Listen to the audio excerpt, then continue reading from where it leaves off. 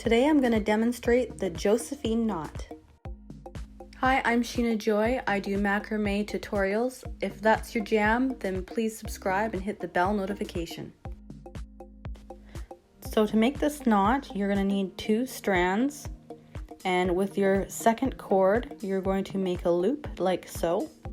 With your first cord, you're going to want to make sure it's in the center of the loop, and then taking the first cord, you're going to loop behind the second strand and then around and in through, just like so.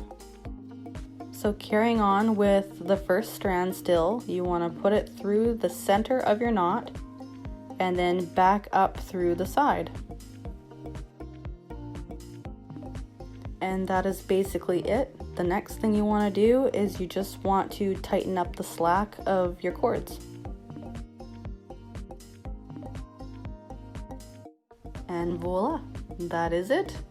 This is an excellent little accent piece on any of your textile art.